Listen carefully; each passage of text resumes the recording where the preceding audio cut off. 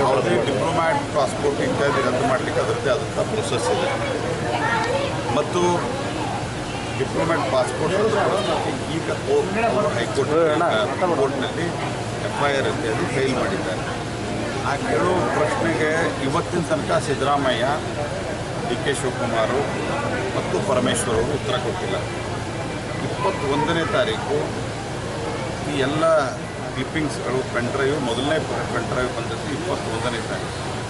21ನೇ ತಾರೀಕಿನಿಂದ ಪ್ರಜ್ವಲ್ ರೇವಣ್ಣ ಹೋಗಿದ್ದು 27, 28ನೇ ತಾರೀಕು 2 ದಿವಸ ಏನು ಕತ್ತೆ ಕಾಯ್ತಿದ್ರು ನೀವು, ಉತ್ತರ ಕೊಡ್ತಾ ಇತ್ತು. ಯಾಕೆ ಅವ್ರ ಮೇಲೆ FIR ಮಾಡಿ ಅವ್ರನ್ನ ಡಿಟೈನ್ ಮಾಡಲಿಲ್ಲ ನೀವು? ಈಗ ಅಲ್ಲಿ ಹೋದ ನಂತರ ಯಾರನ್ನೇ ಆಧರಿಸಿಂದ ಅಲ್ಲಿ ಹೋದ ನಂತರ ಅವ್ರನ್ನ ಅಲ್ಲಿಂದ ತರೋದಕ್ಕೆ ಒಂದು ಪ್ರೊಸೆಸ್ ಇದೆ. ಭಾರತ ಸರ್ಕಾರ ಆ ಕಾನೂನಿನ ಪ್ರಕಾರವಾಗಿ ಏನು ಪ್ರೊಸೆಸ್ಸನ್ನು ಮಾಡಬೇಕು ಎಲ್ಲ ಮಾಡಿ ರಾಜ್ಯ ಸರ್ಕಾರಕ್ಕೆ ಸಹಕಾರ ಕೊಡಲಿಕ್ಕೆ ತಯಾರಿದ್ದೇ ಇದೆ. ಅದರ ಪ್ರಶ್ನೆ ನಾವು ಬರೋದ ತಕ್ಷಣ ಹಾಕಬೇಕು, ಅದಕ್ಕೆ BJP ಮೇಲೆ ಅದನ್ನು ಹಾಕಬೇಕು.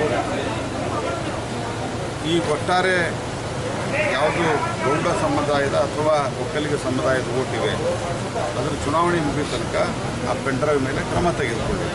ಈಗ ಅದನ್ನು ಭಾಳ ದೊಡ್ಡ ಸದ್ದು ಕೇಂದ್ರ ಸರ್ಕಾರದ ಮೇಲೆ ಹಾಕಲಿಕ್ಕೆ ಸದ್ದು ಮಾಡುವ ಪ್ರಯತ್ನವನ್ನು ಮಾಡ್ತಾ ಇದ್ದಾರೆ. ಅದು ಅತ್ಯಂತ ಗಂಭೀರವಾದ ಪ್ರಕರಣ. ಪ್ರಜ್ವಲ್ ರೇವಣ್ಣ ವಿಚಾರಣೆ ಎದುರಿಸಲೇಬೇಕು ಮತ್ತು ಕಠಿಣ ಮಾಡಿದ್ದೇ ನಿಜವಾದರೆ ನ್ಯಾಯಾಲಯದಲ್ಲಿ ನಾಳೆ ಸಿದ್ಧಗೊಂಡ್ರೆ ಅತ್ಯಂತ ಕಠಿಣವಾದಂಥ ಕ್ರಮ ಆಗಬೇಕು. ಇದ್ರ ಬಗ್ಗೆ ಯಾವುದೇ ರೀತಿ ಒಂದು ಅನುಕಂಪ ಯಾರಿಗೂ ಇಲ್ಲ.